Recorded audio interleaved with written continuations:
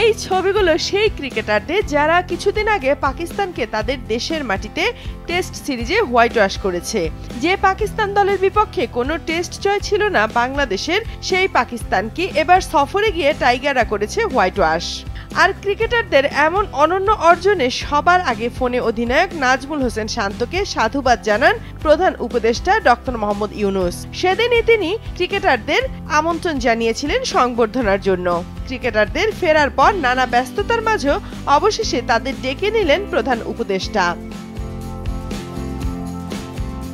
Series জয়ী cricket দলের একমাত্র সাকিব আল হাসান ছাড়া বাকি সবাই ছিলেন এই অনুষ্ঠানে, যেখানে প্রধান উপদেষ্টা ছাড়াও ছিলেন যুব ও ক্রীড়া উপদেষ্টা আসিফ মাহমুদ সজীব ভুইয়া, তথ্য ও সম্প্রচার উপদেষ্টা নাহিদ ইসলাম, মৎস্য ও প্রাণী সম্পদ উপদেষ্টা ফরিদা আক্তার, বিসিবি সভাপতি ফারুক আহমেদ ও পরিচালক নাজমুল আবেদিন ফাহিম।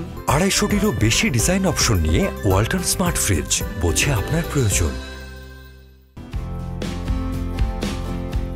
টেস্ট সিরিজ জয়ের পর অধিনায়ক শান্ত উপদেষ্টার সাথে সাকিবের মামলা প্রসঙ্গে আলাপ করবেন বলেছিলেন, কিন্তু উপদেষ্টার সাথে এই সভায় সাকিবের মামলা বিষয়ে কোনো প্রসঙ্গই আলোচনা হয়নি।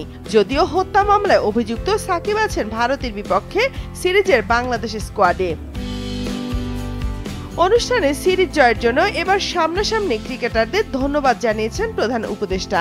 সাথে তিনি আশাবাদ জানান ভারতের বিপক্ষে এই সাফল্য ধারাবাহিকতা রাখবে বাংলাদেশ ক্রিকেট দল। 15 সেপ্টেম্বর ভারতে যাবে বাংলাদেশ দল। 19 সেপ্টেম্বর চেন্নাইয়ে শুরু হবে প্রথম টেস্ট ও কানপুরে দ্বিতীয় টেস্ট শুরু হবে 27 সেপ্টেম্বর।